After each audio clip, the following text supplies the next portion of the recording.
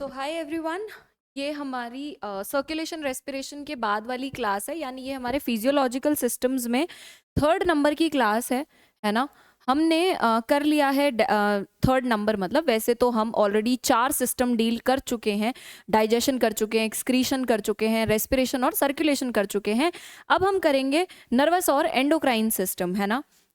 यानी तंत्रिका तंत्र और जो हार्मोनल सिस्टम है एंडोक्राइन, वो हम डील करेंगे। दोनों इंडिविजुअल सिस्टम्स है पर को रिलेटेड है ना। हालांकि मैंने बहुत कोशिश की कि मैं सारे सिस्टम्स को एक साथ कंप्राइज करने का ट्राई करूं आप लोगों के लिए, जैसे सर्कुलेशन रेस्पिरेशन एक साथ कर दिया, डाइजेशन एक्सक्रीशन एक साथ कर दिया। पर प्रॉब्लम ये हो रही है कि उतना टाइम उसमें लग ही रहा है डायग्राम को एक्सप्लेन करने में, फिनोमेना समझाने में। तो आई होप आप पेशेंट रहेंगे, बहुत ज़्यादा है ना बॉदर्ड नहीं हो जाएंगे। बहुत ईजी फ्लो में आपको कंटेंट में डिलीवर कर रही हूँ। इससे ज़्यादा बेसिक हम जा ही नहीं सकते कॉलेज लेवल पे, है ना। और ये जब अगर आप कर लेंगे तो उसके बाद आपका एक इतना अच्छा बेस हो जाएगा क्रिएट कि फिर आप आराम से इसको अपग्रेड करो लेवल को। और पेपर हमारा आप लोगों को पता है, एंटो का पेपर इतना ज़्यादा इंपॉर्टेंट रोल प्ले कर रहा है हमारे एग्जाम्स के लिए, हमारे फील्ड में। तो इसको हम नेग्लिजिबली वो नहीं कर सकते, है ना, इग्नोर नहीं कर सकते, उस तरीके से ट्रीट नहीं कर सकते कि अरे ये तो ऐसे ही है ना। क्रेडिट बेस्ड सब्जेक्ट है, इसकी इम्पॉर्टेंस है, कॉम्पिटिटिव पेपरों में इसकी इम्पॉर्टेंस है। हम इंसेक्टिसाइड्स बनाना, है ना, formulation, drug discovery, drug delivery, ये सब हम पढ़ते हैं। पैथोजेंस का वो कि किस तरीके से एग्जिस्ट करते हैं लार्वास के अंदर, किस तरीके से हमको हमारी क्रॉप्स को बचाना है, इंसेक्ट के क्या इफ़ेक्ट्स हैं हमारे पर्यावरण पे, ये सब समझना बहुत ज़रूरी है। मैं पहले लेक्चर से ही यही कह रही हूँ, पेपर इंपॉर्टेंट है, इसलिए इस पेपर को ऐसे ट्रीट नहीं कर सकते कि अरे चलो कोई नहीं 5 ही लेक्चर में कर दें, वन शॉट में कर दें। वन शॉट करना, 5 लेक्चर्स में रैप करना तब अच्छा लगता है जब हमारे पास एक गुड बेस है। और मैं ये एक्सपेक्ट कर रही हूँ कि क्योंकि आप सेकंड सेमेस्टर में हैं तो आप इसको बहुत ढंग से पहली बार पढ़ रहे होंगे मेरे साथ मिलके, फर्स्ट ईयर के ही बच्चे हैं आप लोग, बैचलर्स के। तो मेरा एम ये है कि मैं आपको पहले ही ऐसे डरा ना दूं। वन शॉट में कर लोगे, बहुत अच्छा लगेगा, 3 घंटे में अरे वाह हो गया।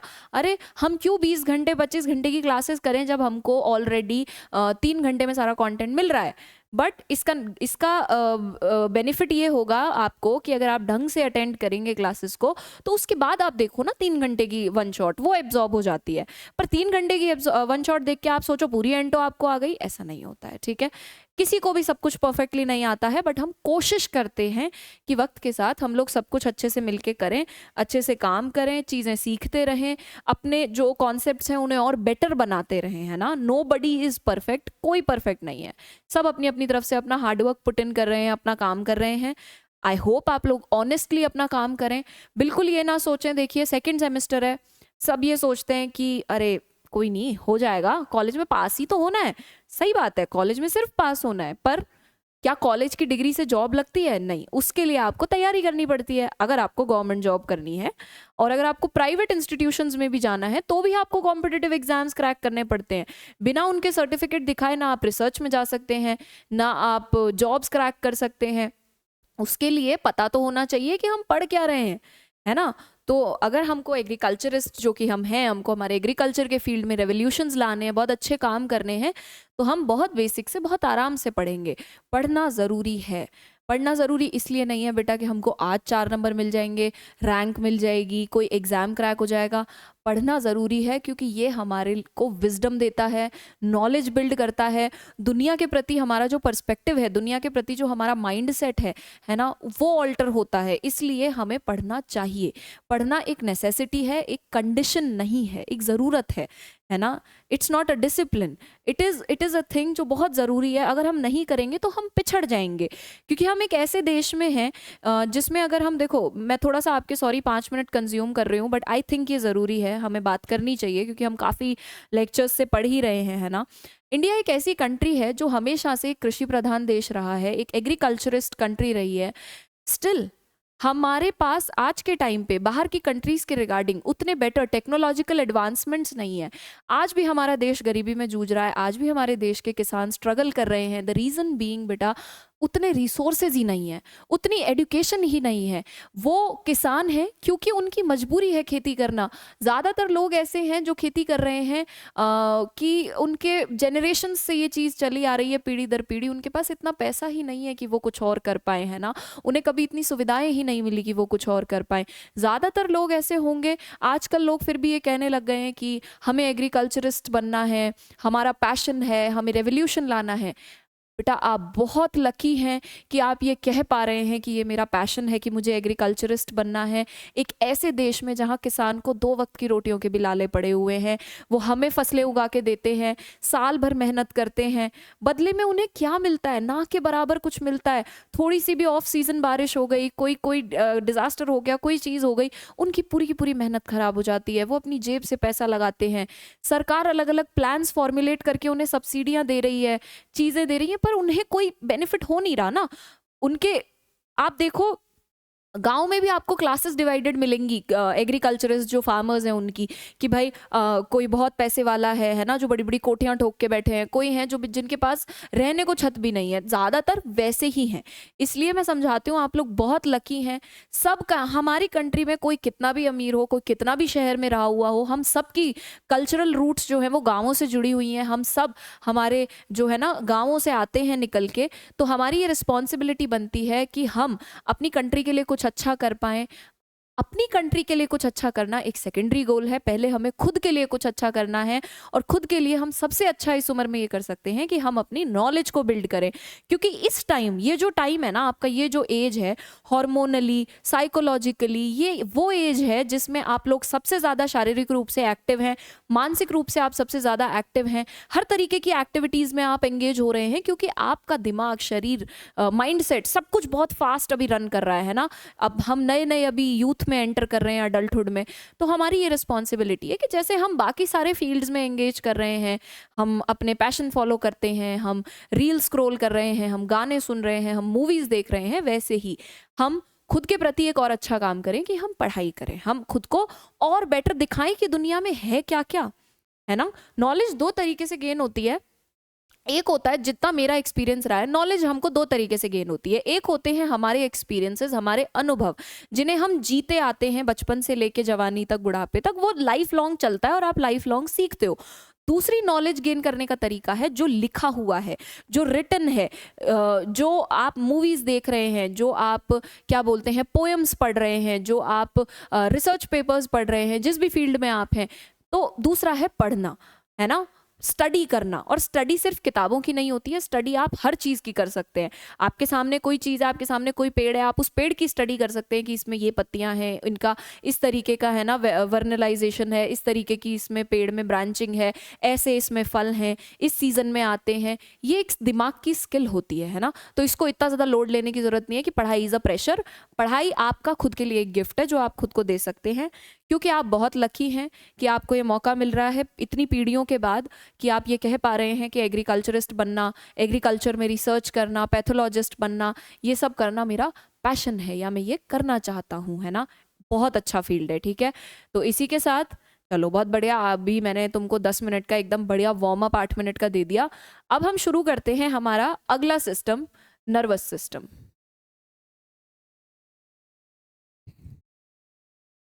यानी तंत्रिका तंत्र। मेरी बात को सुनना, तंत्रिका तंत्र बेसिकली कर क्या रहा है कि जो कीट हैं उनका तंत्रिका तंत्र और एंडोक्राइन यानी जो अंतःस्रावी तंत्र है, ये 2 सबसे प्रोमिनेंट है ना मेजर कोऑर्डिनेटिंग सिस्टम है, जो कि कोऑर्डिनेट कर रहे हैं उसके मूवमेंट को, उसके एक्शंस को, उसके फीडिंग हैबिट को, उसके अडेप्टेशंस को।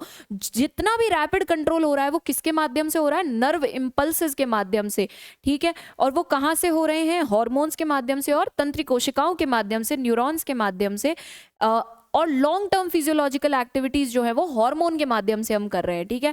लॉन्ग टर्म फिजियोलॉजिकल एक्टिविटी क्या? फिजियोलॉजिकल यानी शारीरिक रूप से, आंतरिक रूप से शरीर में जो चेंजेस आ रहे हैं। इसका प्राइम एग्जांपल कौन? मेटामॉर्फोसिस और मोल्टिंग जो इंसेक्ट्स के अंदर हो रही है, उसके अंदर हमारे अंतःस्रावी तंत्र यानी एंडोक्राइन सिस्टम में हॉर्मोन्स का रोल है, ठीक है। तो इसमें हम nervous system and endocrine system पे एक कलेक्टिव डेफिनेशन डालेंगे।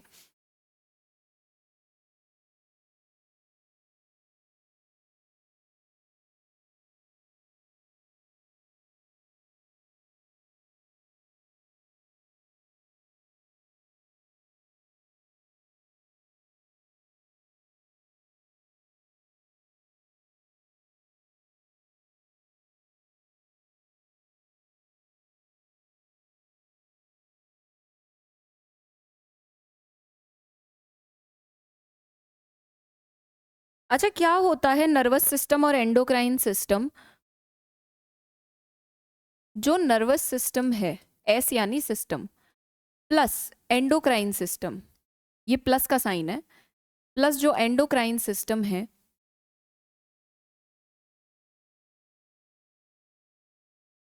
To very prominent coordinating systems हैं।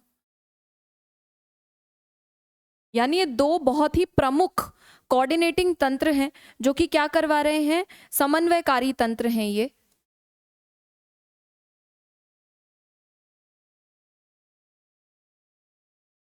तो बहुत ही प्रमुख समन्वयकारी तंत्र हैं, तंत्रिका तंत्र और अंतःस्रावी तंत्र। ये बेसिकली कर क्या रहे हैं, तंत्रिका तंत्र, और तंत्रिका तंत्र तो क्या कर रहा है, जो नर्वस सिस्टम है, नर्व इम्पल्स यानी जो तंत्रिका आवेग हैं, नर्वस सिस्टम क्या कर रहा है, नर्व इम्पल्सेस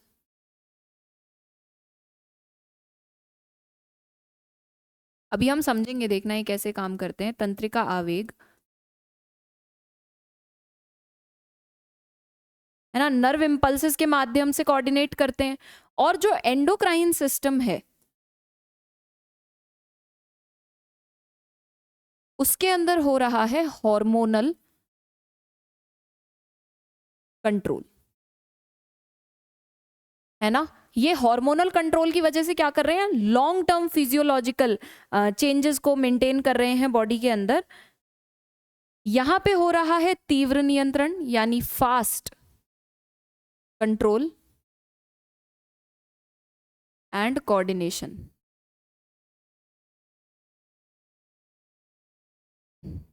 ठीक है, यानी यहां हो रहा है तीव्र नियंत्रण और समन्वय।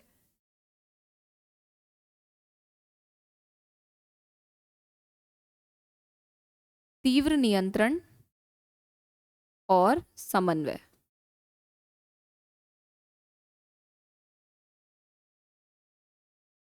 जबकि एंडोक्राइन सिस्टम के अंदर धीरे धीरे, ग्रेजुअली और बहुत लंबे समय तक फिजियोलॉजिकल चेंजेस देखने को मिलते हैं, है ना। दीर्घकालिक शारीरिक क्रियाओं का नियंत्रण होता है। यहां लिख लेते हैं एंडोक्राइन सिस्टम का,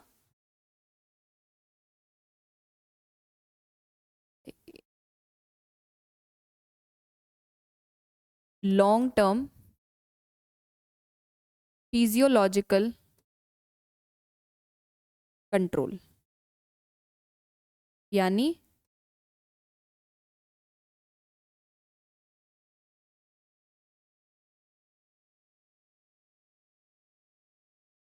दीर्घकालिक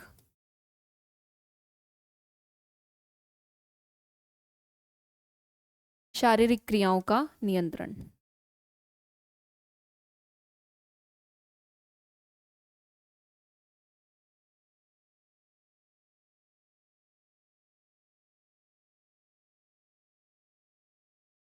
सही है, ठीक है। ये हो जाएगा नर्वस सिस्टम, ये हो जाएगा एंडोक्राइन सिस्टम। तो मोटा मोटा यहाँ पे हमने क्या समझा, यहाँ पे हमने बेसिकली ये समझा कि नर्वस सिस्टम और एंडोक्राइन सिस्टम ये दो बहुत ही प्रोमिनेंट कोऑर्डिनेटिंग सिस्टम्स हैं, समन्वयकारी तंत्र हैं। और ये बेसिकली करेंगे क्या, ये दोनों अपना अपना काम करते हैं। कैसे कि जो नर्वस सिस्टम है वो तो बहुत ही फास्ट इम्पल्सेस क्रिएट करता है, नर्व इम्पल्सेस यानी जो तंत्रिका आवेग हैं। आवेग क्या होता है मैं आपको बता देती हूँ। पहले चीज तो ये सुनना, बहुत ही फास्ट कंट्रोल और कोऑर्डिनेशन है, यानी बहुत ही तीव्र नियंत्रण और समन्वय है। जबकि जो अंतःस्रावी तंत्र होगा इसके अंदर हार्मोन्स रोल प्ले करते हैं और बहुत लंबे समय तक लॉन्ग और फिजियोलॉजिकल चेंजेस इंसेक्ट्स के अंदर, है ना, यानी शारीरिक क्रियाओं को कंट्रोल कर रहे हैं ये, और दीर्घकालिक है यानी बहुत ही लॉन्ग टर्म तक चलता है मामला। यहां मेटामॉर्फोसिस का रोल आ जाता है ना। अब आवेग क्या होता है, नर्व इंपल्सेस, एक बार थ्योरेटिकली सुन लो कि जैसे ही कोई स्टिमुलस आया बाहर से, सपोज एक इंसेक्ट है, इंसेक्ट के पास एंटीना है। एंटीना क्या है उसका, सेंसरी ऑर्गन, जो कि एक तरीके से नर्वस उसकी तरह, रिसेप्टर की तरह एक्ट कर रहा है। कि कोई स्टिमुलस आया, सपोज एक कॉकरोच है, उसके लंबे लंबे एंटीना है, आप उसके पास गए, जैसे ही आप उसके पास जाएंगे आप ये देखेंगे कि वो दूर भागेगा। तो उसने क्या करा, सेंस करा आपके मूवमेंट को, जो आप उसकी तरफ गए ना, तो उसने वो सेंस किया, एंटीना ने सेंस किया, एंटीना में न्यूरॉन थी, तंत्रिका कोशिका, स्टिमुलस दिया हमने, हम उसके पास गए, हमने दिया स्टिमुलस, तंत्रिका कोशिका मैसेज लेके गई कहाँ पे, उसके नर्वस सिस्टम के पास, तंत्रिका कोशिका तंत्र जो है वहां पे लेके गई तंत्रिका तंत्र में, और बोला कि यार कुछ तो डेंजर आ रहा है, इसको बोलो दूर भागे, है ना, नहीं तो वो हो सकता है आपको कुचल दे, हो सकता है आपको मारे। तो वो गया आपका मैसेज, फिर वहां से रेस्पॉन्स आएगा, और रेस्पॉन्स भी न्यूरॉन ही, तंत्रिका कोशिकाएं ही ला रही हैं, और फिर जो है वो कीट वो दूर भाग जाएगा आपसे, समझ रहे हो। तो ये है आवेग, आवेग है इम्पल्स, और ये चीज बहुत फास्ट हो जाती है, क्योंकि अगर इसको होने में वक्त लगा तो रीजन उसका फिर क्या कॉन्सिक्वेंस होगा कि वो कुछ ना कुछ इशू में फंस जाएगा, कुछ ना कुछ उसको प्रॉब्लम आ जाएगी, ठीक है। ये हो गया। इसके बाद हम डिफरेंस देखते हैं नर्वस और एंडोक्राइन सिस्टम में। यहां लिखेंगे नर्वस,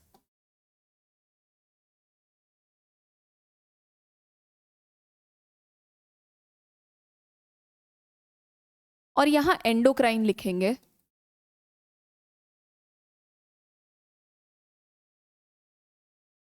अब हम एक बार इनके डिफरेंसेस को देखते हैं, देखना बेटा कि क्या क्या डिफरेंसेस होते हैं। जो तंत्रिका तंत्र है उसके अंदर काम होता है थ्रू नर्व इम्पल्सेस,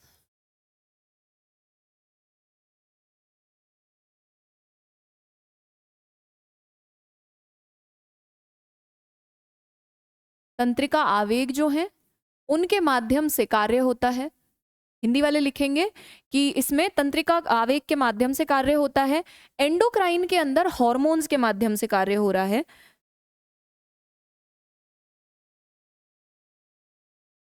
ठीक है।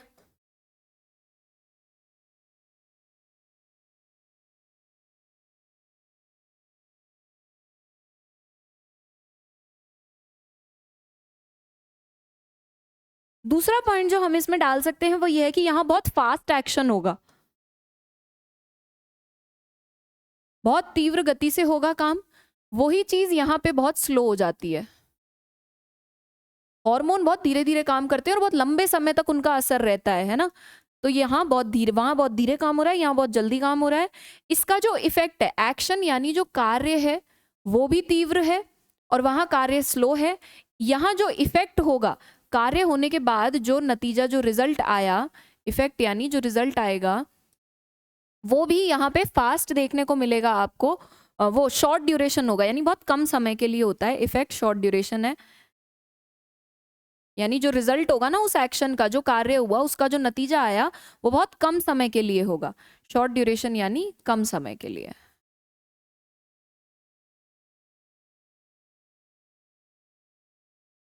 वेयर एज यहाँ जो आपका इफेक्ट आया, जो रिजल्ट आया, वो बहुत लॉन्ग ड्यूरेशन के लिए होगा, लंबे समय के लिए।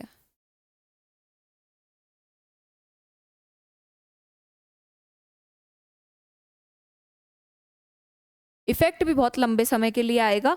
उसके बाद हम ये देख सकते हैं कि ये कंट्रोल होता है न्यूरॉन्स से, कंट्रोल्ड यानी नियंत्रित होगा बाय न्यूरॉन्स, न्यूरॉन्स यानी तंत्रिका कोशिका।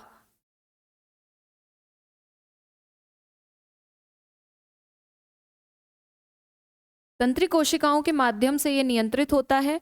वेयर एज यहाँ पे, यहाँ पे कंट्रोल होता है एंडोक्राइन ग्लैंड्स, अंतःस्रावी ग्रंथियां।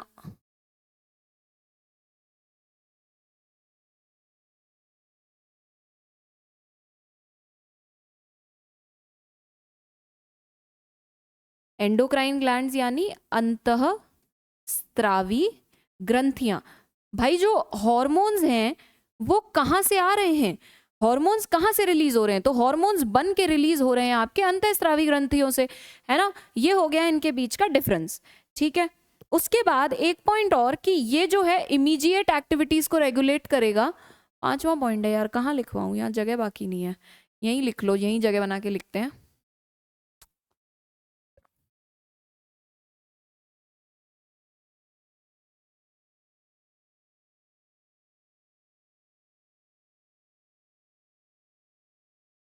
है ना।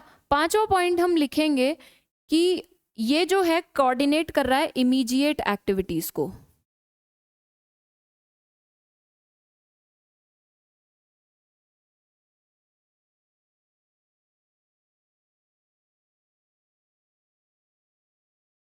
यानी यहाँ पे जो कोऑर्डिनेशन हो रहा है वो कौन सी एक्टिविटीज का हो रहा है, नर्वस सिस्टम के माध्यम से, जो एक साथ इमीडिएट जो गतिविधियां हो रही हैं जिनका रिस्पॉन्स हमको एक साथ चाहिए, वो हो रही हैं कंट्रोल नर्वस सिस्टम में। और जो एंडोक्राइन सिस्टम होगा वहां पे ग्रोथ और डेवलपमेंट रेगुलेट हो रही होती है। तो यहाँ हमारे पास पॉइंट नहीं है, तो 5वें पॉइंट को हम यहाँ डाल देते हैं एरो लगा के। यानी ये नियमित करेगा, जो अंतःस्रावी तंत्र है वो नियमित करेगा ग्रोथ को यानी वृद्धि को एंड डेवलपमेंट को।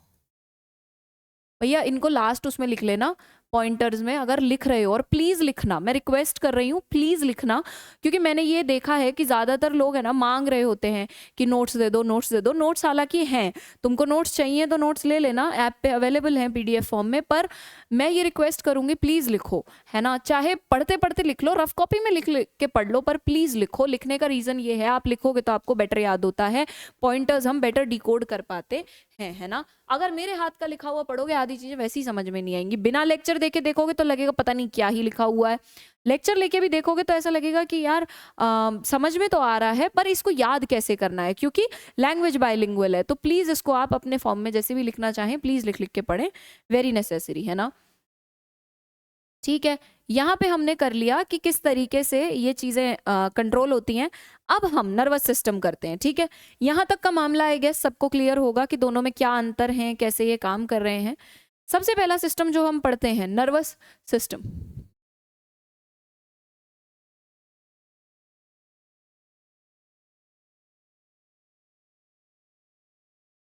माने तंत्रिका तंत्र। अब मेरी बात को सुनना बहुत ध्यान से, इंपॉर्टेंट है, दोनों ही इंपॉर्टेंट है। फिजियोलॉजी इंटरेस्टिंग भी होती है और बहुत इंपॉर्टेंट भी है। जो नर्वस सिस्टम है, जो तंत्रिका तंत्र है, वो शरीर की जितनी भी क्रियाएं हैं, जो भी एक्टिविटी कर रहा है, जैसे उड़ रहा है, वॉक कर रहा है, खाना खा रहा है, रिप्रोडक्शन कर रहा है, बिहेव जैसे कर रहा है, वो व्यवहार जिस तरीके से कर रहा है, यानी इथोलॉजी में हम करते हैं एनिमल्स का, इंसेक्ट्स का बिहेवियर, तो जो बिहेवियर वो दिखा रहा है वो सब चीजें हमारा नर्वस सिस्टम कंट्रोल कर रहा है, ठीक है। तो इसके अंदर क्या होगा कि जो नर्वस सिस्टम है,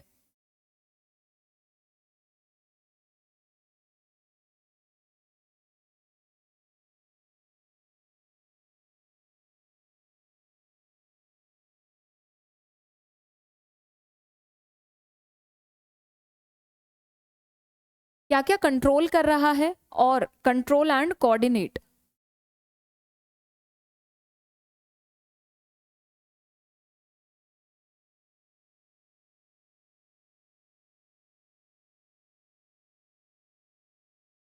ऑल बॉडी एक्टिविटीज।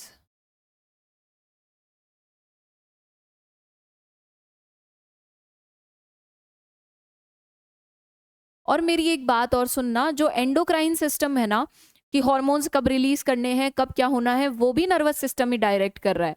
तो टेक्निकली पता है क्या होगा, नर्वस सिस्टम है सबसे ऊपर, नर्वस सिस्टम शरीर के सारे कामों को करेगा, सारे काम, जैसे कि प्रजनन हो गया, रिप्रोडक्शन, भोजन हो गया, खाना खा रहा है, फूड, है ना, व्यवहार हो गया, किस तरीके से वो बिहेव करेगा, है ना, और उसमें क्या बोलते हैं गति, यानी वो वॉक कैसे करेगा, फ्लाइट, उड़ान कैसे लेगा, उड़ेगा कब, है ना, और इसके अलावा बस ये सब, ठीक है।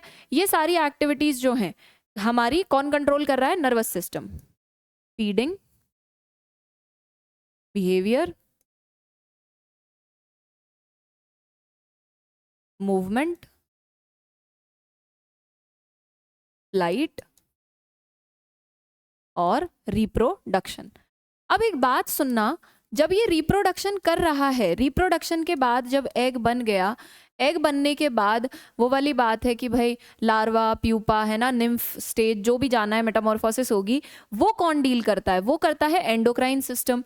तो वहां भी सिग्नल कौन भेज रहा है भाई, जब रिप्रोडक्शन भी नर्वस सिस्टम करा रहा है, बिहेवियर भी नर्वस सिस्टम करा रहा है, तो वो यही बोलेगा ना एंडोक्राइन सिस्टम को कि भैया अब तुम हार्मोन रिलीज कर दो, अब तुम्हारी जरूरत है, क्योंकि अगले स्टेज में इसने कन्वर्ट इंसेक्ट ने होना है ना। तो इसलिए ये सारी एक्टिविटीज हमारा नर्वस सिस्टम कंट्रोल कर रहा है, और नर्वस सिस्टम ही एंडोक्राइन सिस्टम को सिग्नल देता है कि अब आप हार्मोन्स भेज दीजिए। तो इसे भी लिख लेना कि जो नर्वस सिस्टम है एंडोक्राइन सिस्टम को, जो तंत्रिका तंत्र है, वो अंतःस्रावी तंत्र है, उसको सिग्नल देगा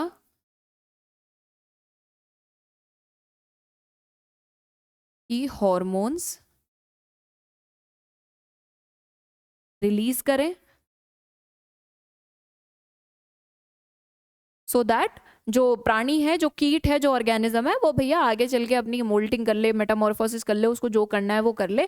तो यहाँ पे मैं तुमको एक चीज और समझाती हूँ, बहुत ध्यान से मेरी बात को सुनना, हो सके तो 2 बार सुन लेना बैक करके, कोई दिक्कत नहीं है। नर्वस सिस्टम हमने पढ़ा कि बहुत शॉर्ट ड्यूरेशन के लिए काम करेगा, इसके इफेक्ट बहुत शॉर्ट ड्यूरेशन के लिए और बहुत फास्ट काम करता है। तो जब आपको इसको मेटामॉर्फोसिस करानी है, तो ये तो बहुत छोटे टाइम के लिए काम कर रहा है, इसका इफेक्ट भी बहुत कम टाइम के लिए है, कि इसने तो एक धक्का दे दिया एंडोक्राइन सिस्टम को कि भैया अब तुम बना लो हार्मोन, रिलीज कर लो और हम मेटामॉर्फोसिस करवा देंगे। पर जो एंडोक्राइन सिस्टम है, वो जो हार्मोन्स बना रहा है और उन्हें रिलीज कर रहा है, वो बहुत लंबे टाइम तक चल रहा है। ठीक है, यही चीज मैंने तुमको पीछे एक्सप्लेन की थी। अब हम नर्वस सिस्टम के फंक्शन और देख लेते हैं।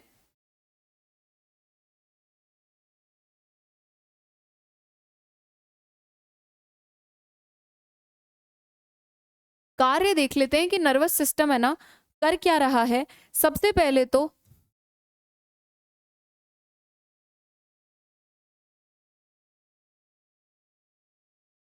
शरीर की क्रियाओं का समन्वय, सबसे पहली चीज।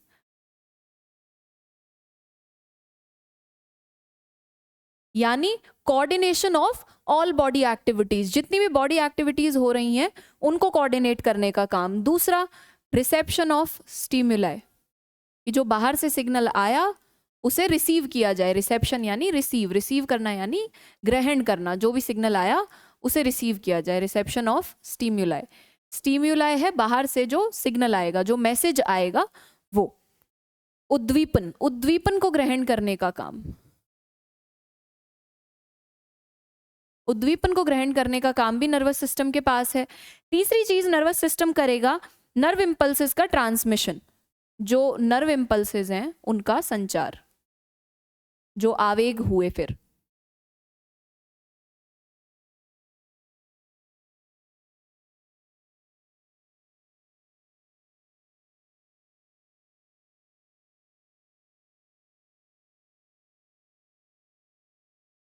ट्रांसमिशन यानी ये उसका संचार करेगा कि भाई अब हो गया, आ गया स्टिमुलस, लेके जाओ मैसेज। तो मैसेज कौन लेके जाते हैं?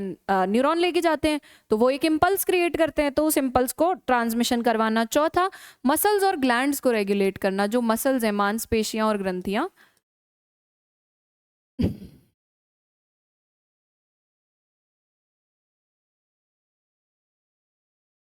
रेगुलेशन यानी उनको नियंत्रित करना।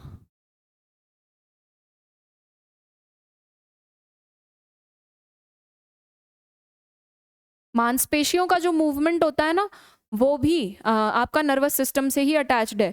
कैसे, मैं आपको बताती हूँ। जैसे मैंने तुमको बताया कि तुम गए कॉकरोच के पास, उसके एंटीना जो थे स्पर्शक, उन्होंने डिटेक्ट कर लिया कि कुछ तो डेंजर आ रहा है, तो उसने उसको सिग्नल दिया, स्टिमुलस दिया, उद्दीपन दिया, हमने रिसीव हो गया उसको। ठीक है, उसने रिसीव कर लिया, उसने नर्व इम्पल्स भेजे, तंत्रिका आवेग भेजे शरीर के अंदर, नर्वस सिस्टम के पास गए, है ना, और उन्होंने ये रिस्पॉन्स किया कि तुम्हें भागना है। तो भागने के लिए मैसेज कहाँ जाएगा? रिस्पॉन्स जो है, वो रिस्पॉन्स तो हमें दिखता है जो वो देता है, पर वो जो रिस्पॉन्स है उसका मैसेज कहाँ लेके गए? नर्व इम्पल्स मसल के पास। पैरों की जो मांसपेशियां थी उनसे बोला, जो थी अपने कॉक्स और ट्रोकेंटर, उनमें जो मांसपेशियां थी उनसे बोला, भैया प्लीज भगाओ यार इसको, यहाँ पे पड़ रही है चप्पल, तो डैमेजेस हो सकते हैं। तो फॉर दैट रीजन ग्लैंड्स और मसल्स को रेगुलेट किया। और ग्लैंड्स को कैसे? वाया मेटामॉर्फोसिस और जो भी हम देख रहे थे उसके आधार पे।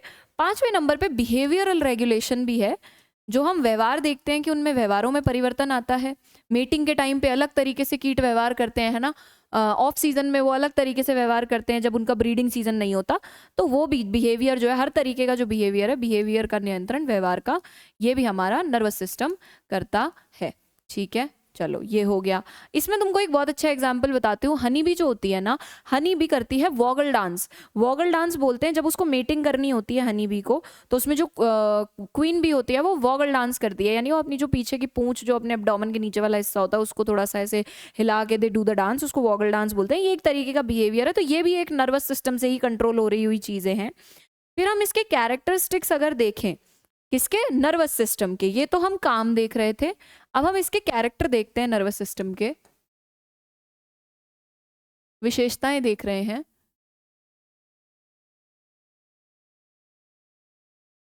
सबसे पहली चीज तो हम ये देखेंगे कि वेंट्रली प्लेस्ड नर्व कॉर्ड है।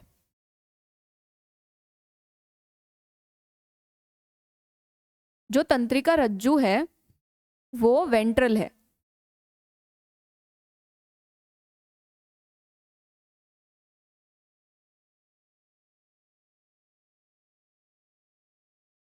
तंत्रिका रज्जु वेंट्रल यानी आगे की साइड, यहाँ एब्डोमेन की साइड है, ठीक है। उसके बाद सेगमेंटली अरेंज्ड गैंग्लिया है। इसमें जो गैंग्लिया होते हैं, इसमें ना न्यूरॉन्स उतने वेल डेवलप्ड नहीं होते, तो न्यूरॉन ना गैंग्लिया के आधार पे होते हैं। अच्छा अच्छा अच्छा।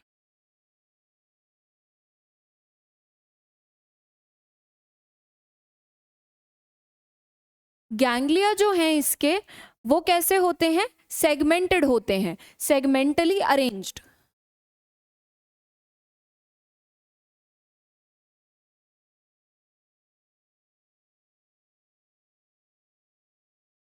यानी खंडीय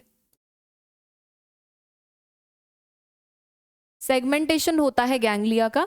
तीसरे नंबर पे सेंस ऑर्गन जो है वो बहुत हाईली डेवलप्ड है, क्योंकि इसके पास, अब एक्चुअली क्या होता है मैं आपको बताती हूँ, अगर किसी के पास किसी चीज की कमी होती है तो कुछ उसके पास बहुत बेटर भी होता है, जैसे कि और ये नेचर का नियम है। जैसे कीट हैं, उनका जो नर्वस सिस्टम है ना, वो हमारे जितना, ह्यूमंस जितना, वर्टिब्रेट्स जितना, कशेरुकी जो होते हैं उतना वेल डेवलप्ड नहीं होता।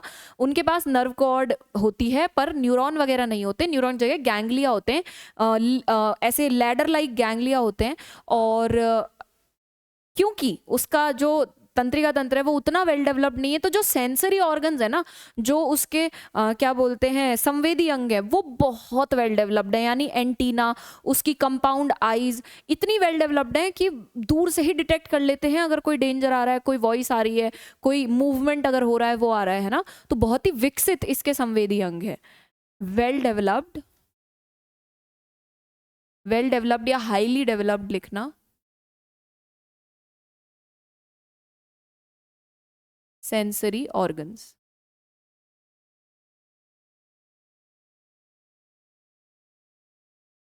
जो संवेदी अंग हैं वो बहुत अच्छे से विकसित हैं। उसके बाद सेफलाइजेशन बहुत ज्यादा हाई है, कि सिर में जो तंत्रिका ऊतक है उसका केंद्रीकरण है। सेफलाइजेशन का मतलब है हेड फॉर्मेशन होता है, हेड फॉर्मेशन बहुत अच्छे से हो रखा होता है इनका, है ना, बहुत बढ़िया हेड ऑर्गेनाइजेशन है। तो इसमें हम हाई सिफलाइजेशन लिखते हैं।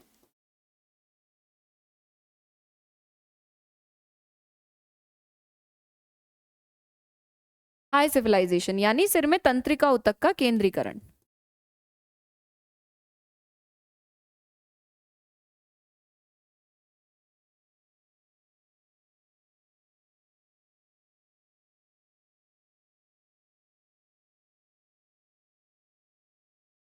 हाई सिविलाइजेशन होना इंसेक्ट्स की एक बहुत प्रोमिनेंट कैरेक्टर और क्वालिटी माना जाता है ना। और वेल डेवलप्ड सेंसरी ऑर्गन्स होना भी इनकी एक प्रोमिनेंट क्वालिटी माना जाता है। अब हम देखते हैं नर्वस सिस्टम के डिविजन्स होते हैं, है ना, विखंडन होता है नर्वस सिस्टम का। देखते हैं कितने भागों में डिवाइडेड है।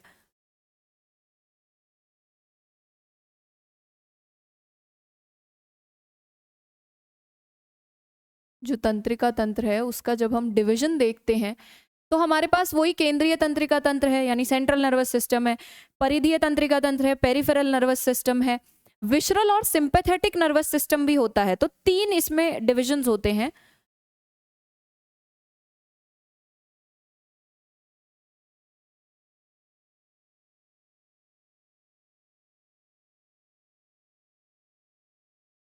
सेंट्रल नर्वस सिस्टम, एनएस यानी नर्वस सिस्टम तंत्रिका तंत्र, है ना।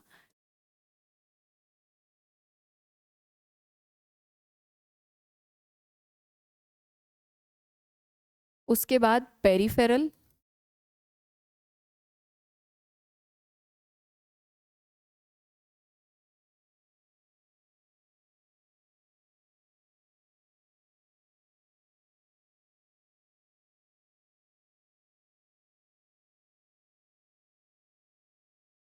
और उसके बाद आता है विशरल या सिंपैथेटिक। ये कहाँ होगा? ये होगा बॉडी ऑर्गन्स के पास।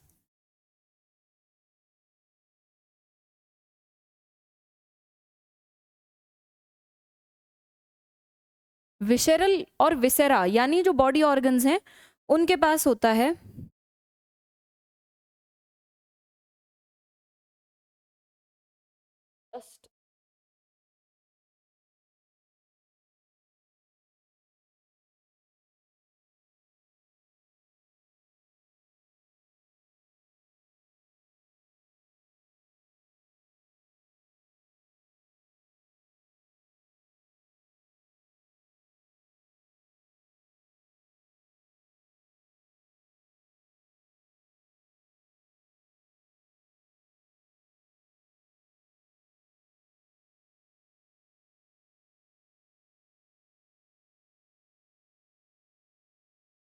का जो नर्वस सिस्टम है ना, वो बहुत लाइक डेप्थ में चला जाता है, बहुत ज़्यादा एक्सटेंडेबल भी है ना, काफ़ी मतलब डिटेल में हम कर सकते हैं, पर हम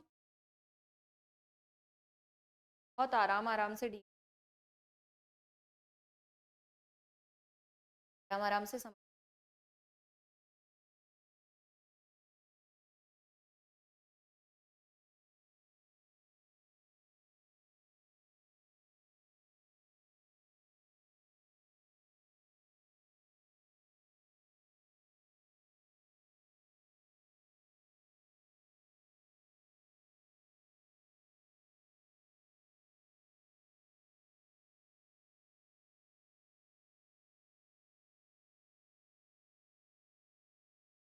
चलो इसका ना हम नर्वस सिस्टम बना लेते हैं ना, मेरी बात कुछ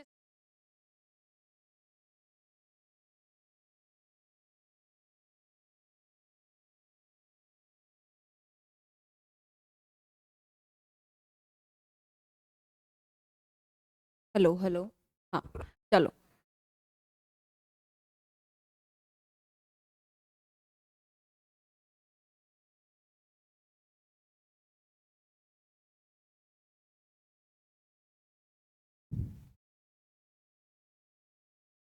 ठीक है, ये है ब्रेन वाला हिस्सा। ठीक है, ब्रेन वाला हिस्सा होगा, हम थोड़ा रफ ही इसको फिगर आउट करने का ट्राई करेंगे कि इसमें क्या क्या पार्ट्स हैं।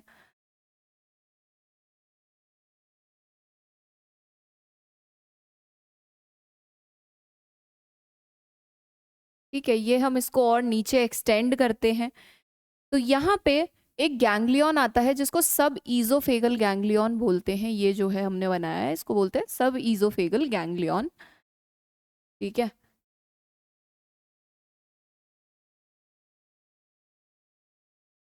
ये है सब ईजोफेगल गैंग्लियन। इसके बाद हम और नीचे आते हैं तो यहाँ पे 3 थोरैसिक गैंग्लियंस हमको देखने को मिलते हैं। यहाँ पे एक, ऐसा करते हैं इसको ना दूसरे कलर से फिल करेंगे, 2 और 3। 3 है ये थोरैसिक गैंग्लियन, ग्रीन कलर से कर देते हैं थोरैसिक को। सब ईजोफेगल को हम वाइट कर ही चुके हैं।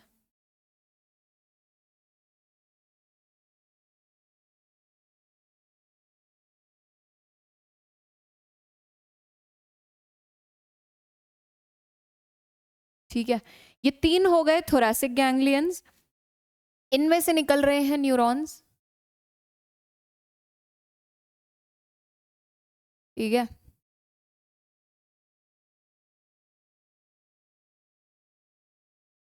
ये गैंग्लियंस हैं और यहाँ से इनकी ये नर्व फाइबर निकल रहे हैं।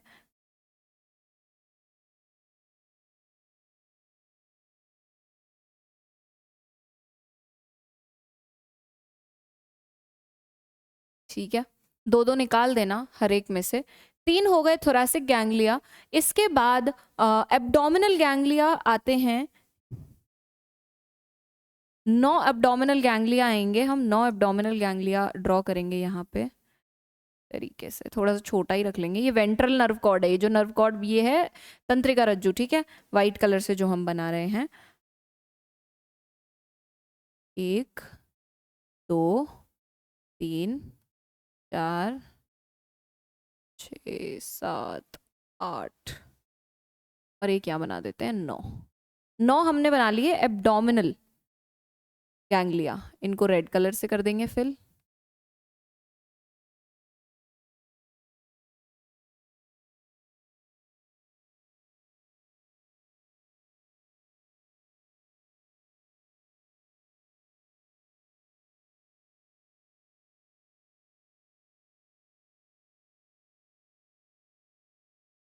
ठीक है, मैं रफली इसको फिल कर रही हूँ जिससे पता रहे कि रेड वाले एब्डोमिनल हैं, ग्रीन वाले 3 थोरैसिक हैं, इनमें से नर्व फाइबर निकल रहे हैं, और ये इसका वेंट्रल नर्व कॉर्ड है। ठीक है जी, चलो।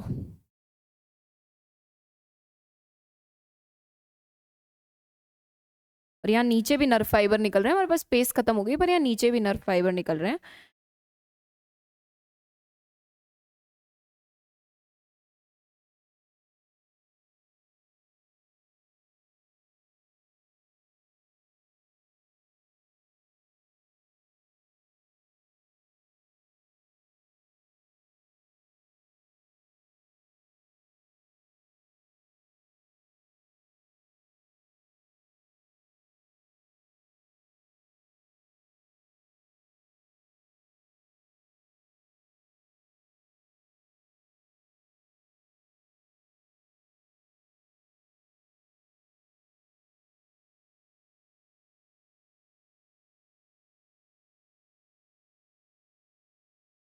ठीक है, ये बन गया इसका नर्वस सिस्टम। ये हमने इसके नर्व फाइबर्स बना लिए। इसके अंदर ये वाला जो एरिया होता है इसको बोलते हैं ब्रेन। कौन सा? ये वाला ब्रेन है ये इसका। मतलब ये देखो उतना वेल डेवलप्ड मस्तिष्क नहीं है जितना हमारे अंदर होता है, मानवों के अंदर या कुछ कशेरुकियों के अंदर, पर कुछ कुछ हेड लाइक स्ट्रक्चर है। पर इसके ऊपर जो सिविलाइजेशन है ना वो बहुत अच्छे से हो रखा होता है, जो ऊतक है वो बहुत अच्छे से इस पर डेवलप्ड होते हैं जिससे ये प्रोटेक्टेड रहे। उसके बाद ये जो है इसको बोलते हैं सब ईजोफेगल गैंग्लियन।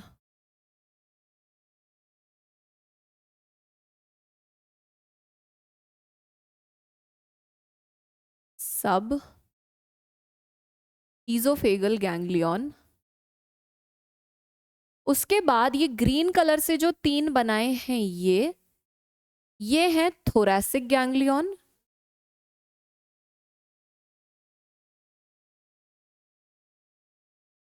और ये जो यहां से, एक सेकेंड, जो यहां से लेके यहां तक हमने बनाए हैं ये हैं इसके एब्डोमिनल गैंग्लियंस। ये एब्डोमिनल क्षेत्र में है गैंग्लियन, तो इन्हें एब्डोमिनल गैंग्लियन बोल दिया। वो थोरैसिक में है तो उन्हें थोरैसिक बोल दिया। ठीक है, और ये बीच में हो जाएगी नर्व कॉर्ड। ये जो ये है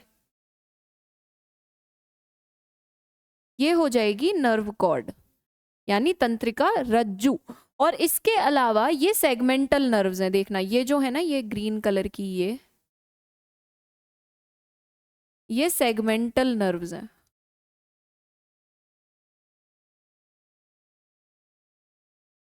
ठीक है, ये हमने बना लिया इसका क्या, नर्वस सिस्टम का डायग्राम। ठीक है,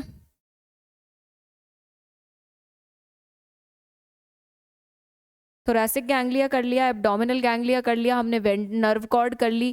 कैसी नर्व कॉर्ड है ये? वेंट्रल नर्व कॉर्ड है, ये भी ध्यान रखना। ठीक है, वेंट्रल नर्व कॉर्ड है। ये बना के आ जाओ, हो गया थोरैसिक सिस्टम। इससे ज्यादा थोरैसिक ये तुम्हारा नर्वस सिस्टम, इससे ज्यादा नर्वस सिस्टम में ज्यादा जानने की जरूरत नहीं है। अब अपन सेंट्रल नर्वस सिस्टम की तरफ चलते हैं। ठीक है, इसको समझ लेना पॉज करके, मैं समझा चुकी हूँ वैसे। अब सेंट्रल केंद्रीय जो नर्वस सिस्टम है उसको देख लेते हैं। सेंट्रल NS केंद्रीय जो तंत्रिका तंत्र है इसके अंदर क्या होता है? सुनना मेरी बात, इसके अंदर क्या होगा, सबसे पहली चीज तो इसके कंपोनेंट क्या क्या हैं, कंपोनेंट यानी घटक क्या क्या हैं इसके अंदर।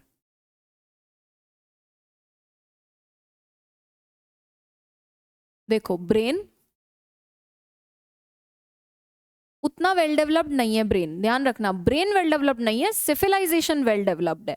इसके बाद सब ईजोफेगल गैंग्लियन, सब ईजोफेगल गैंग्लियन,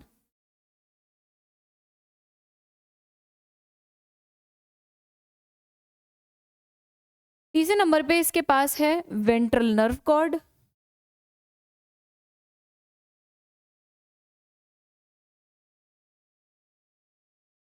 और इसके पास आ जाएगा गैंग्लिया,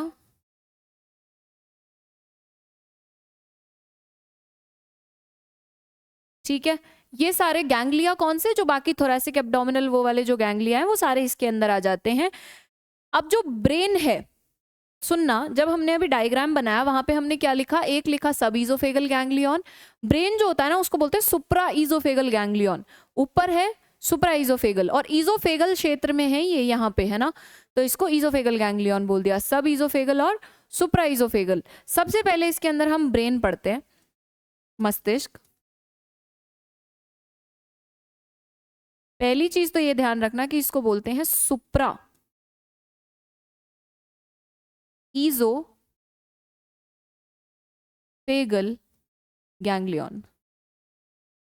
सब ईजोफेगल गैंग्लियन अलग है, सुप्रा ईजोफेगल गैंग्लियन अलग है। सुप्रा ईजोफेगल ब्रेन को बोलते हैं। लोकेशन होगी इसकी ईजोफेगस के ऊपर, सुप्रा बोला क्योंकि लोकेशन है ईजोफेगस के ऊपर, मैं ऑलरेडी बता चुकी हूं, इसकी लोकेशन है अबव ईजोफेगस।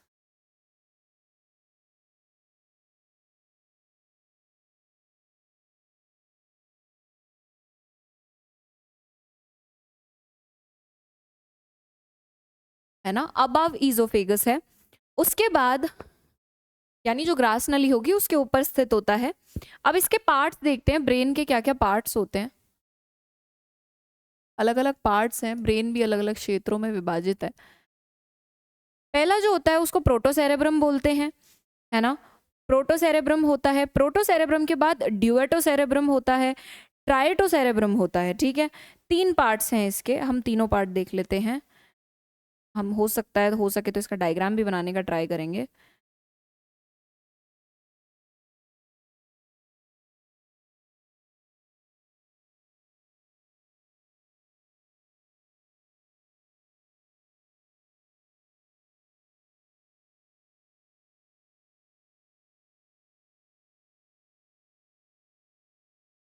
काफ़ी ज़्यादा डिटेल्ड हो जाएगा, इतना रिक्वायर्ड नहीं है, ऐसा करते हैं लिख ही लेते हैं।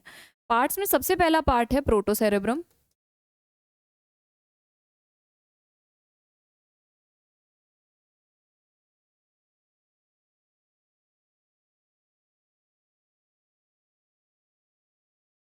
ये है प्रॉपरली रटने वाले पॉइंट्स, इनमें दिमाग कहीं नहीं लगाना, बस याद कर लेना है इसको।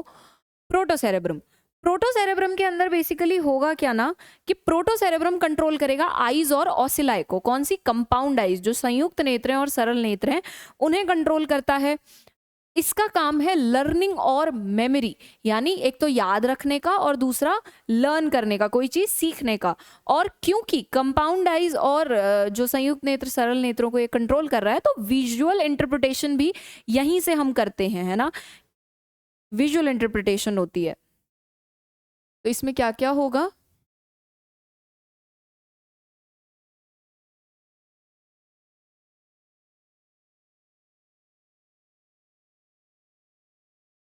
ओसिलाए यानी जो सरल नेत्र हैं, और कंपाउंड आइज जो संयुक्त नेत्र हैं, उन्हें कंट्रोल करेगा। यहीं से आप इसका दूसरा पॉइंट याद करेंगे कि ये विजुअल इंटरप्रिटेशन करता है।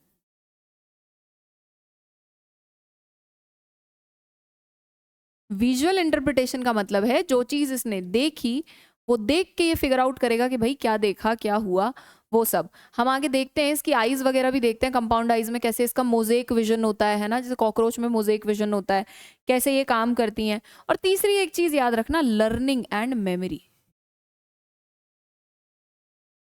याददाश्त, एक तो मेमोरी यानी याददाश्त, और लर्निंग यानी नई चीजें सीखना। ये तीन चीजें जो हैं वो इसके अंदर हम करते हैं, यानी संयुक्त नेत्र,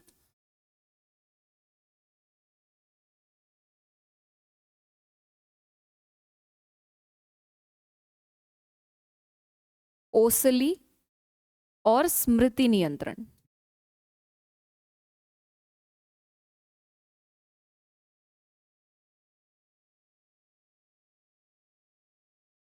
ठीक है, ये चीजें आ गई किसके अंदर, प्रोटोसेरेब्रम के अंदर। इसमें प्रोटोसेरेब्रम जो है यहाँ पे कुछ चीजें होती हैं, जैसे मशरूम बॉडीज हैं, है ना, मशरूम बॉडीज होती हैं। इसमें कुछ पॉइंट्स हैं, जैसे सबसे पहले आएंगी मशरूम बॉडीज। इनका नाम ही मशरूम बॉडीज है, ये मशरूम की तरह दिखती हैं इसलिए हम इनको मशरूम बॉडीज कहते हैं। मशरूम बॉडीज क्या करेंगी, ये बेसिकली लर्निंग और मेमोरी का सेंटर है, यहीं से लर्निंग और मेमोरी डेवलप होती है।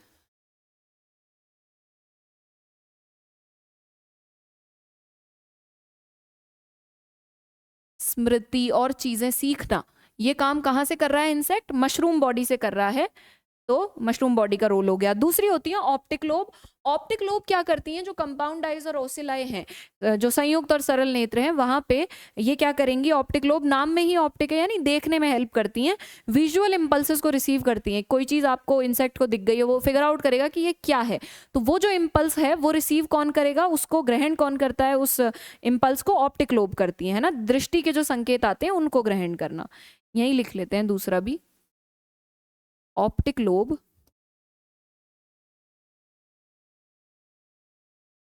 रिसीव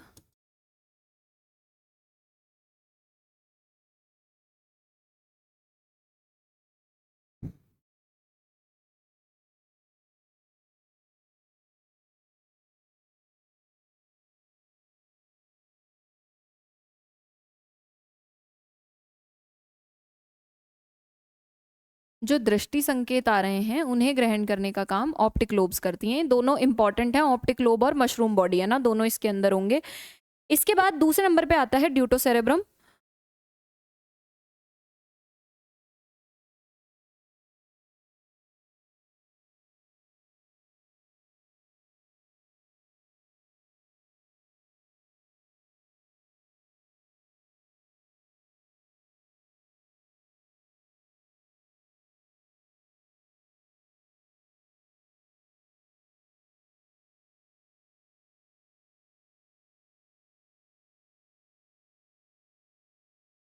ठीक है, ड्यूटोसेरेब्रम। ड्यूटोसेरेब्रम के अंदर क्या होता है, ड्यूटोसेरेब्रम वो एरिया है जो एंटीना को कंट्रोल करेगा, है ना, और जो स्मेल के इम्पल्सेस हैं, ऑल्फैक्टरी इम्पल्सेस, यानी कोई जो स्मेल रिलेटेड, ओडर रिलेटेड, गंध के जो संवेदनाएं हैं उनको और स्पर्शकों को नियंत्रण करने का काम कौन कर रहा है, आपका ड्यूटेरोसेरेब्रम।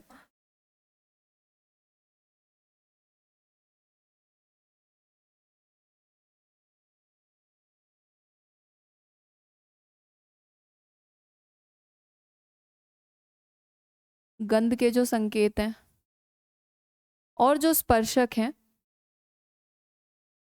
उन्हें नियंत्रित कर रहा है ड्यूटोसेरेब्रम। क्या क्या लिखेंगे इसमें, इसमें लिखेंगे कंट्रोल्स, एंटीना पहली चीज, एंटीना यानी स्पर्शक, कंट्रोल्स एंटीना।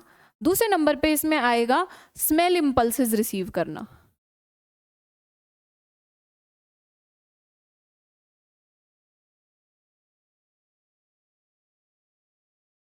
सही है, जो स्मेल इंपल्सेस हैं वो रिसीव हो रहे हैं। इसके बाद तीसरे नंबर पे ट्राइटोसेरेब्रम आता है, उसको भी यहीं डाल लेते हैं।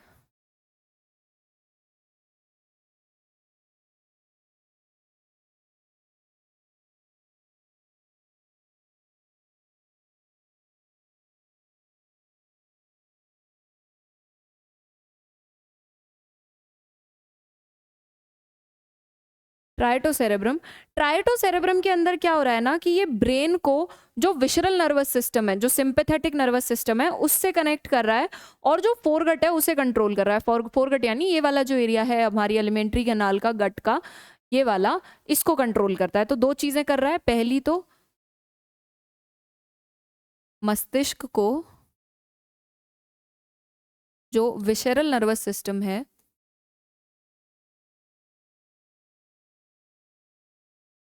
उससे कनेक्ट करेगा,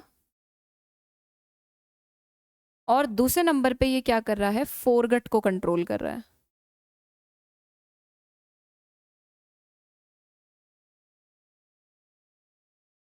ठीक है, फोरगट कंट्रोल कर रहा है, ये दो चीजें कर रहा है ये।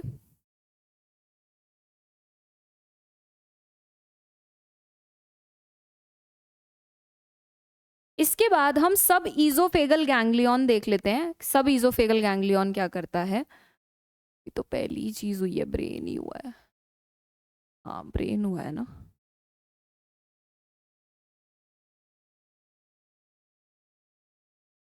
सुप्रा ईजोफेगल गैंग्लियन देख लिया, अब सब ईजोफेगल गैंग्लियन देखते हैं।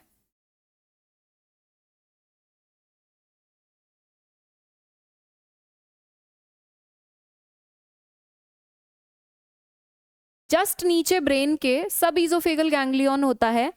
करता क्या है ये फॉर्मेशन करता, ये बनता है किसके फ्यूजन से, मैंडिब्यूलर, मैक्सिलरी और लेबियल, तीन गैंग्लिया जो हैं उनके फ्यूजन से कौन बनता है, सब ईजोफेगल गैंग्लिया। यानी इंसेक्ट का सपोज हेड वाला एरिया है, उसके नीचे जहां जॉ है ना, वहां पे सब ईजोफेगल गैंग्लिया है। तो ये तीन गैंग्लिया के फ्यूजन से बनेगा।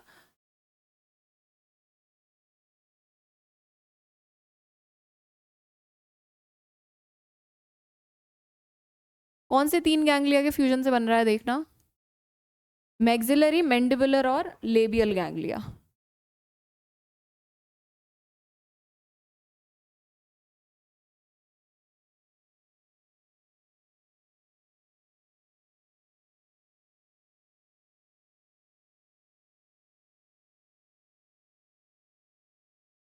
डबल कॉमा का मतलब है सेम वर्ड रिपीट हो रहा है, यानी गैंग्लिया गैंग्लिया यहाँ पे भी आएगा।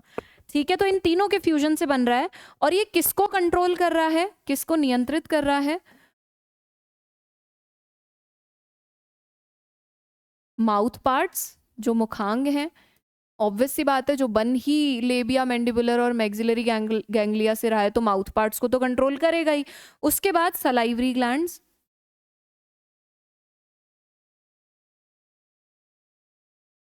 है ना, जो लार ग्रंथियां हैं।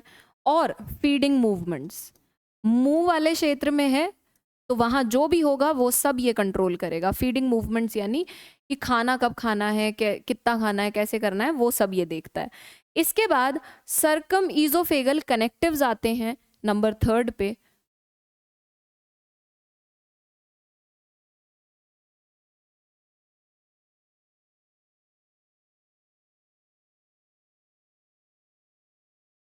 सरकम ईजोफेगल कनेक्टिव्स,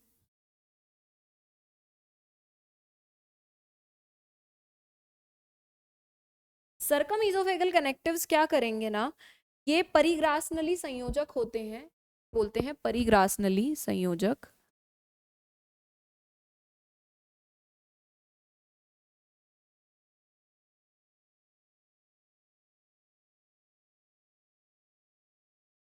बिंदास 1.5 पे चला के देखो लेक्चर को। द बेस्ट पार्ट इज जब जहाँ लगे कि क्या बोलते हैं, पेस हमारी काफ़ी सही है, स्टीडी है, तो 1.5 पे आराम से देख सकते हो, बहुत इजी आपको एक्सेस हो जाएगा जो भी चल रहा है। और इसके अलावा जहाँ भी लगे कि कोई पॉइंट है जहाँ रोक लेना चाहिए, वो पॉज कर लेना चाहिए, या स्लो कर लो, 1x 1.25 है। ऐसा कोई मैंडेट नहीं है कि आप 1x पे ही इसको करो, जैसे भी कंफर्टेबल है। ये क्या करेगा ना, ये ब्रेन और सब ईजोफेगल गैंग्लियन, एक बार वापस पीछे डायग्राम पे चलता देते हो। हाँ, यहाँ इस जगह पे, यहाँ यहाँ होगा सरकम सरकम ईजोफेगल।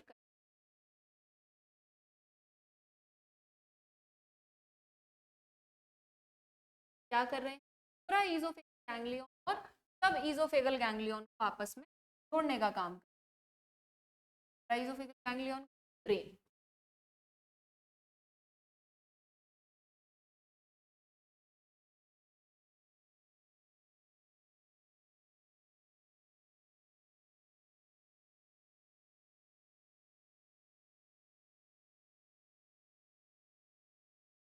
ठीक है ना, दोनों को जोड़ने का काम कर रहे हैं, ठीक है, इतना बहुत है। इसके बाद आती है वेंट्रल नर्व कॉर्ड।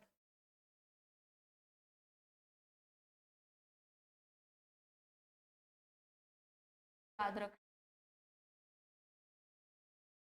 याद रखना बहुत जरूरी है, पोजिशनिंग आ जाती है कि नर्व कॉर्ड एक्चुअली कहाँ है, तो वेंट्रल है ना। डबल लॉन्गिट्यूडनल नर्व कॉर्ड है, डबल है, लॉन्गिट्यूडनल यानी ऐसे लंबी है, ऐसे आड़ी होती है latitude, longitude, double nerve cord है, डबल नहीं है, डबल है। चलो, ये हो गया। इसमें सेगमेंटल गैंग्लिया होते हैं, ये बियर करती है सेगमेंटल गैंग्लिया।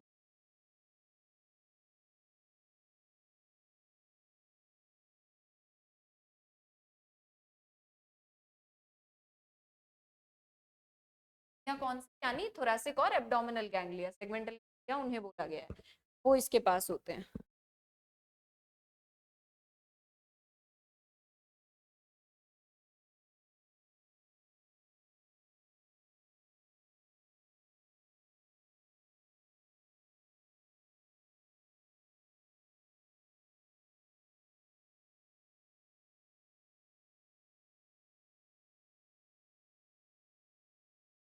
ये हिंदी वालों का हो गया।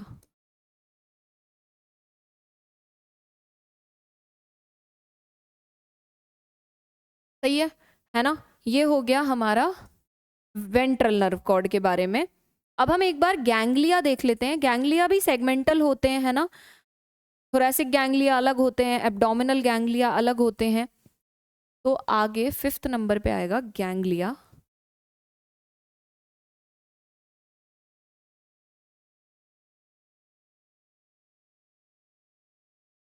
गैंग्लिया बेसिकली क्या है, दो दो टाइप के हो गए, थोरैसिक और अब्डोमिनल। जी से याद रखना, गैंग्लिया लिखा है मैंने।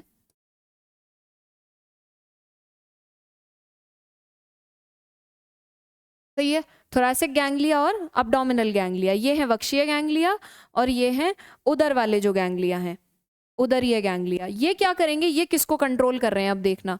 थोरैक्स में है तो किसको कंट्रोल करेंगे, थोरैक्स में क्या पाया जाता है, थोरैक्स में पाए जाते हैं विंग्स और लेग्स, तो ये कंट्रोल करते हैं पैरों को और विंग्स को, पंखों को। और विंग्स को कंट्रोल कर रहे हैं तो साथ के साथ फ्लाइट मूवमेंट भी कंट्रोल होता है, फ्लाइट मसल्स जो मांसपेशियां उड़ने में मदद कर रही हैं उन्हें भी कंट्रोल किया जाता है। तो ये क्या क्या कंट्रोल करेगा, लेग्स, पैर, पंख, विंग्स और फ्लाइट मसल्स जो मांसपेशियां उड़ने में सहायक हैं। सही है, क्योंकि है ही इस एरिया में। अब वो अब्डोमिनल वाला क्या कर रहा है वहां पे, ये कंट्रोल करेगा उन चीजों को जो इसके क्षेत्र में पड़ती हैं, जैसे रिप्रोडक्टिव सिस्टम हो गया, रेस्पिरेटरी सिस्टम हो गया, उस सब को। रिप्रोडक्टिव ऑर्गन, प्रजनन अंग जो है,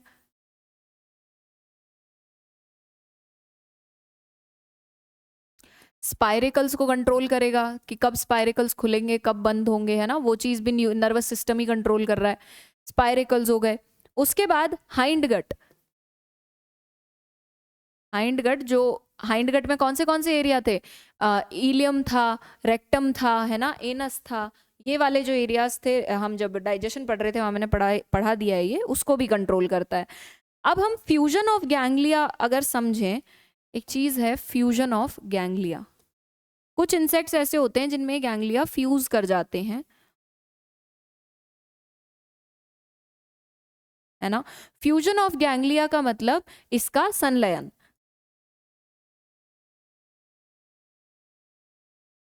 कुछ जो इंसेक्ट्स होते हैं, प्रिमिटिव इंसेक्ट, जो पिछड़े हुए कीट हैं, उनके अंदर गैंग्लिया आपको सेपरेटेड दिखते हैं, अलग अलग दिखते हैं। पर जैसे जैसे आपको इंसेक्ट एडवांस होते हुए दिखेगा, जैसे जैसे वो एडवांस होगा, वेल डेवलप्ड होगा, उसके जो गैंग्लिया है ना वो फ्यूज करने लग जाते हैं। बस यही हमको यहाँ पे डालना है। प्रिमिटिव अगर इंसेक्ट है, प्रिमिटिव यानी कोई पिछड़ा हुआ कीट है, तो उसके जो गैंग्लिया होंगे ना वो आपको सेपरेट दिखेंगे, अलग अलग रहते हैं। और जो एडवांस्ड हैं, जो वेल डेवलप्ड हैं, वही डबल कॉमा देख लेना भाई, यहाँ पे भी इंसेक्ट आएगा, यहाँ जो गैंग्लियाज हैं ये हो जाते हैं फ्यूज्ड, है ना, इनका संलयन हो जाता है। तो अगर किसी कीट के गैंग्लिया आपको फ्यूज्ड दिखें तो आप ये समझ सकते हैं कि वो बहुत एडवांस्ड टाइप का इंसेक्ट है। यहाँ पे हमारा सेंट्रल नर्वस सिस्टम खत्म होता है। दूसरे नंबर पे हम इसका पेरिफेरल नर्वस सिस्टम करते हैं।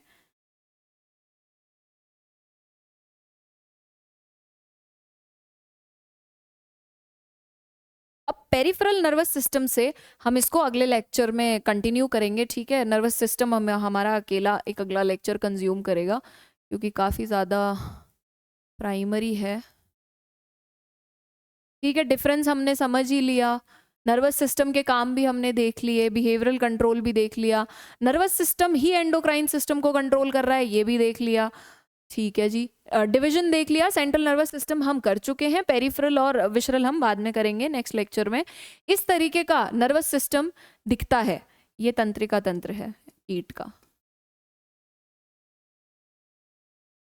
ठीक है ना। ये नर्वस सिस्टम का डायग्राम है, ये फिगर्ड आउट रखना। इसमें जो गैंग्लियाज है ना ये वाले, मैं वो बता रही थी कि जो जितना एडवांस इंसेक्ट होगा उसमें ये फ्यूज हो जाते हैं, और अगर कोई प्रिमिटिव है तो उसमें इस तरीके से अलग अलग गैंग्लिया आपको देखने को मिलेंगे, ठीक है। हम ब्रेन कवर कर चुके हैं, हम सब ईजोफेगल गैंग्लिया कर चुके हैं। नाम याद रखना, ब्रेन को सुप्रा ईजोफेगल गैंग्लियन बोलते हैं। वेंट्रल नर्व कॉर्ड कर चुके हैं और गैंग्लियाज भी हम कर चुके हैं, ठीक है। ब्रेन में मशरूम बॉडीज याद रखना please, mushroom bodies and optic lobes, ये इंपॉर्टेंट है। इसके अलावा ब्रेन के पार्ट कौन से पार्ट में होती हैं दोनों, वो भी 3 ही पार्ट है, इजी टू रिकॉल है किस किस एरिया में है और क्या क्या काम कर रहे हैं। उसके बाद सब ईजोफेगल गैंग्लिया हमने कर लिया, नीचे की तरफ है तो माउथ पार्ट्स हैं, वहां जो भी हो रहा है उसको कंट्रोल कर रहा है। फिर सर्कम ईजोफेगल कनेक्टिव देख लिया, वेंट्रल नर्व कॉर्ड, ठीक है, डबल वेंट्रल नर्व कॉर्ड है। गैंग्लिया 2 टाइप के हैं, थोरैसिक और एब्डोमिनल। थोरैसिक है वक्षीय क्षेत्र में, तो वहां जो पड़ेगा वो उसे कंट्रोल कर रहा है, और एब्डोमिनल वहां जो भी अंग हैं वो उन्हें कंट्रोल कर रहा है। सिंपल, यहाँ पे हमारा हो गया सेंट्रल नर्वस सिस्टम रैप्ड, ठीक है। See you in the next lecture, continue करेंगे पेरिफेरल नर्वस और विशरल नर्वस सिस्टम, ठीक है। Take care, bye bye.